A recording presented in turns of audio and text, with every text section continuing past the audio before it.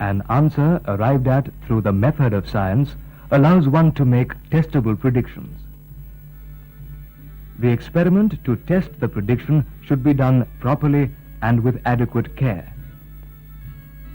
If the prediction does not turn out to be true, the existing law must be modified to accommodate the new result.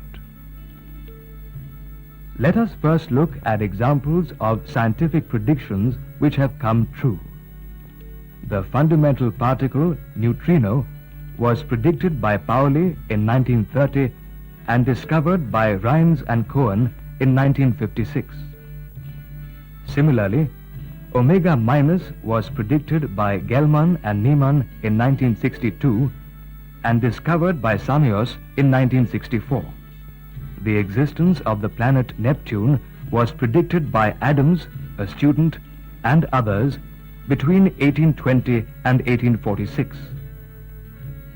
The planet was discovered in 1846. Pluto was predicted in 1865 and was found in the skies on 3rd March 1930 in the predicted place. On the basis of the theory of evolution, Darwin and other biologists predicted the existence of the fish species Latimeria and the humanoid ancestors Pithecanthropus erectus and Oreopithecus, the missing links in our own evolution. All of these species were discovered between 1938 and 1958. The existence of elements gallium, scandium, and germanium was predicted by Mendeleev in 1869 and of astatine by Wagner in 1920.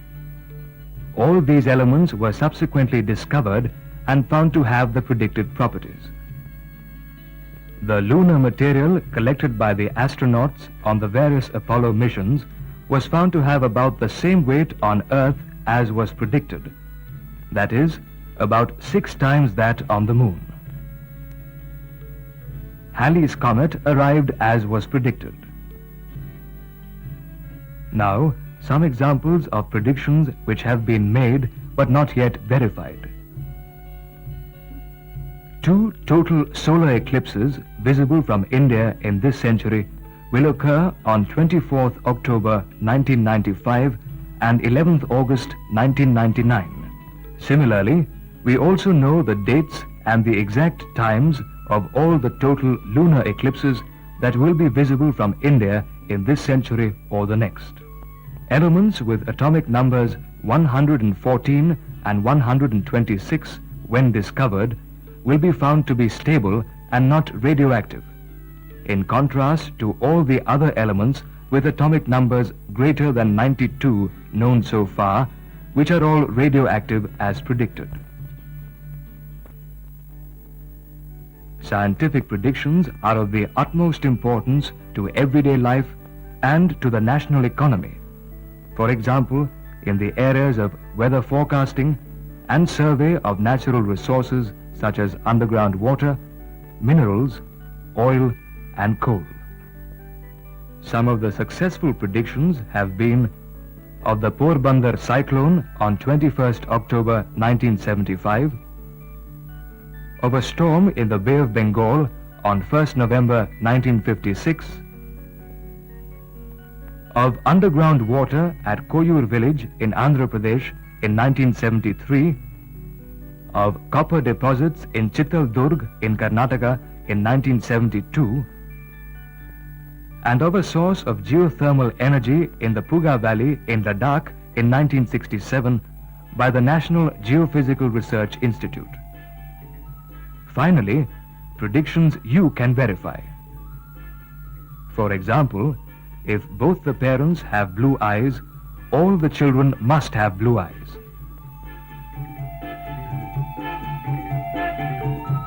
Science is truly international. Scientists all over the world often use the same language, the same material, the same techniques, and the same method. The method of science. An example would be Lowry's method of estimation of protein, which was used by at least 6,000 scientists from every part of the world in 1972 alone.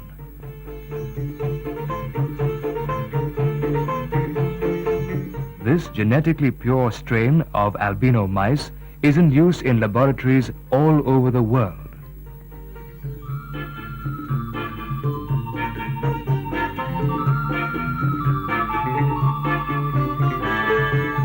These cells, called HeLa cells, were derived from a woman named Henrietta Lacks in 1951 and are grown and used today in research laboratories everywhere.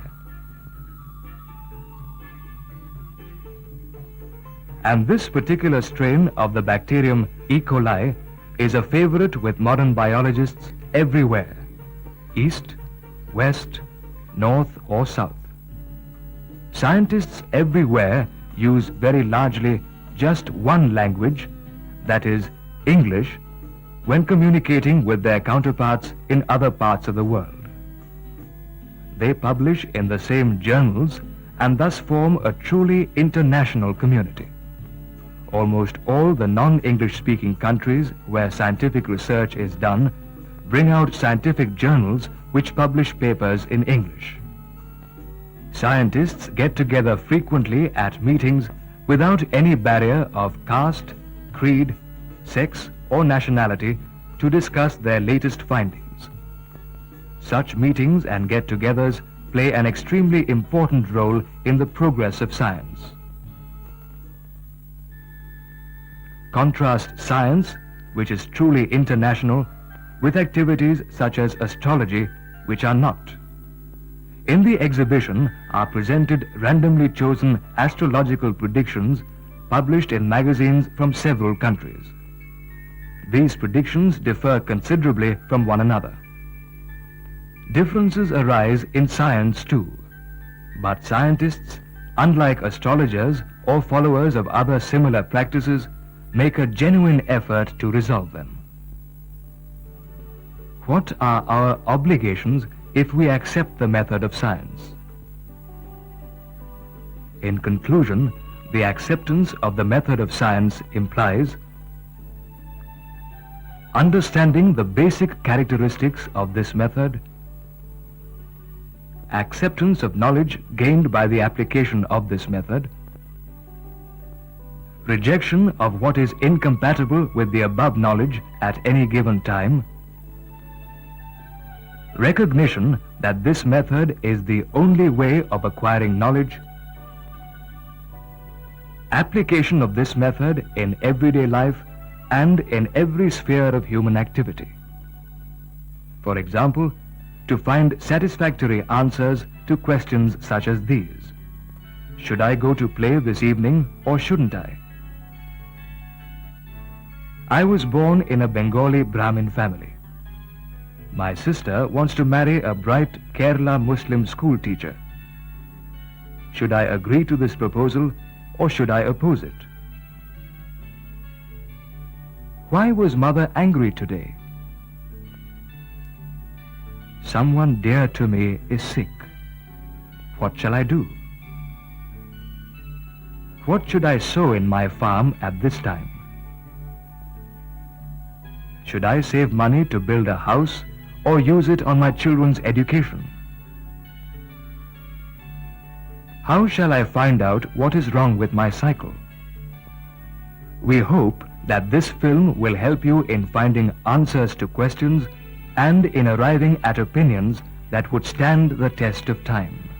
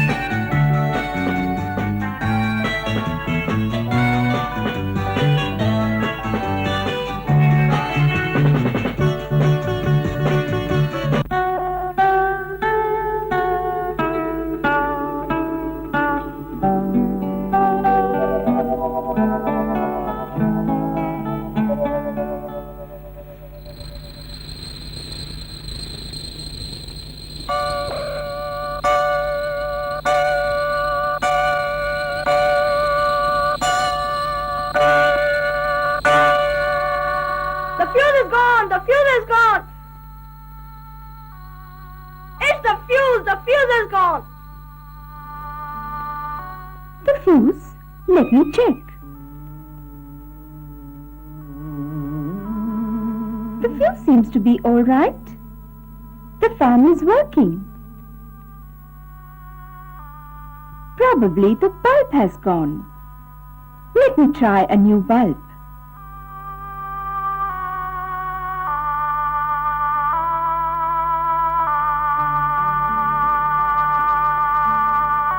See? The new bulb works. It was the old bulb that had burnt out. There was nothing wrong with the fuse.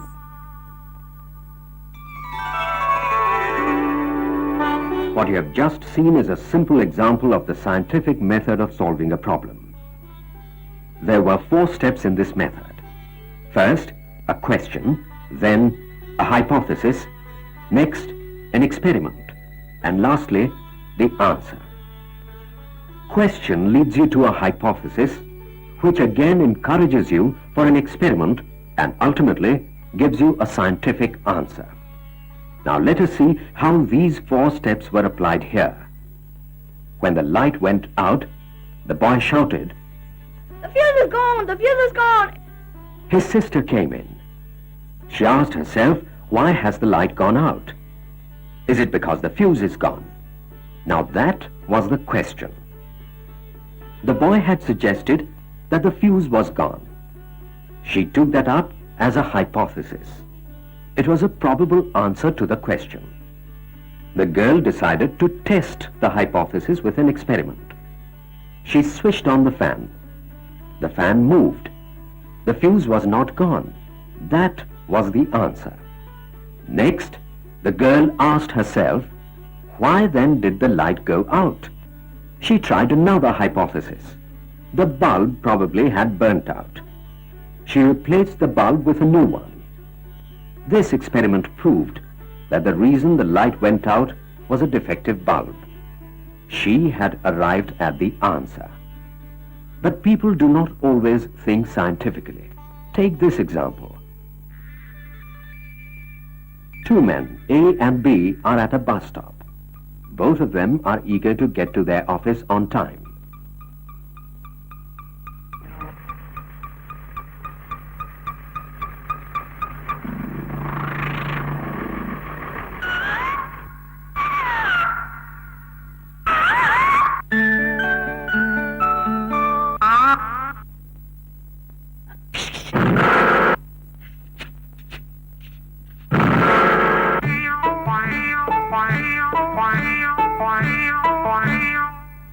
A thinks the sneeze is a bad omen. He decides not to take the bus. B ignores the sneeze and boards the bus.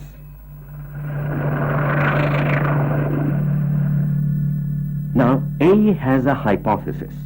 A sneeze brings bad luck. He does not question the hypothesis. He does not test it. He does not analyze it. His is not a scientific mind.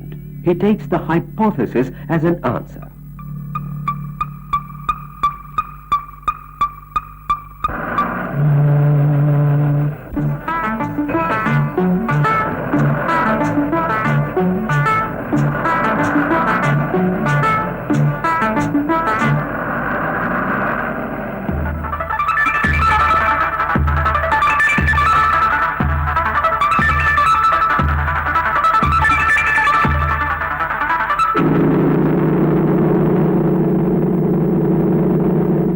Late again? And don't tell me you couldn't get a bus in time. Your colleague got here on time, all right?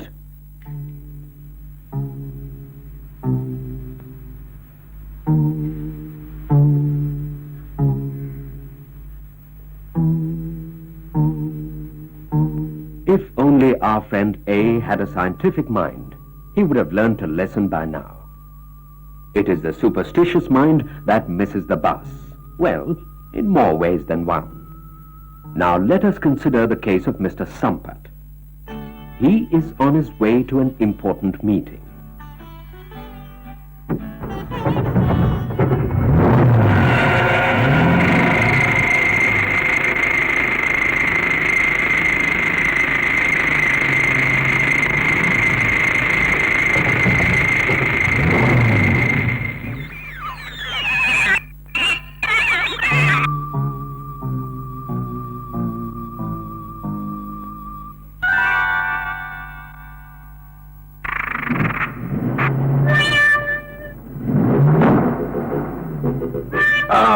No, this has ruined my day.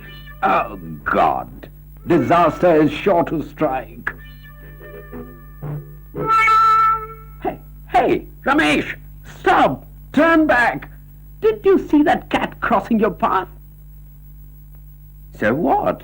My house is full of cats and kittens, and if I had your stupid ideas, I would have to stay in a corner forever. You think I'm wrong then? Cats don't bring bad luck? Shall I go ahead? Ah, that's good. Mr. Sampath is beginning to ask questions. You have something important to do? Well, I have to meet a client and collect some money. Now, I'm not sure I will be able to meet him. Hey, why don't you just go ahead? Maybe I should. Let's see what happens. Well, actually, Mr. Sampath is carrying out an experiment.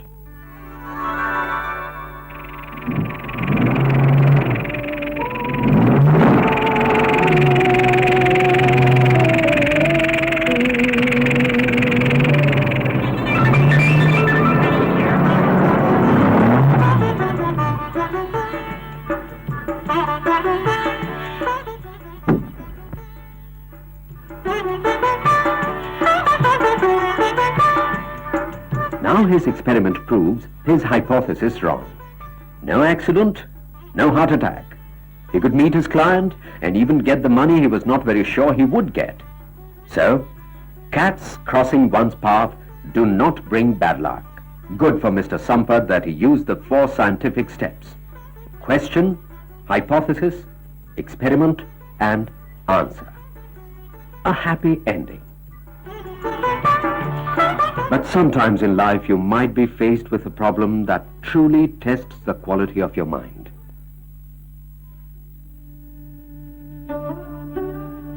One fine evening you come home and find your little child seriously ill.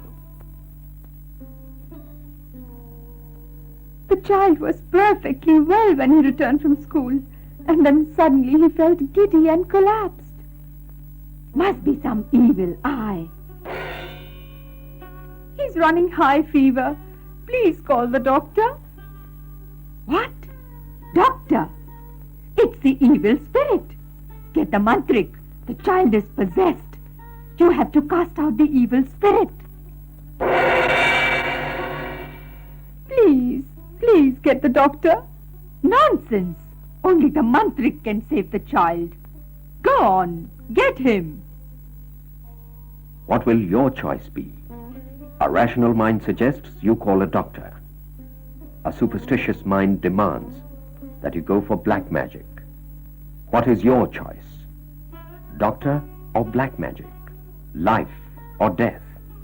Science or superstition?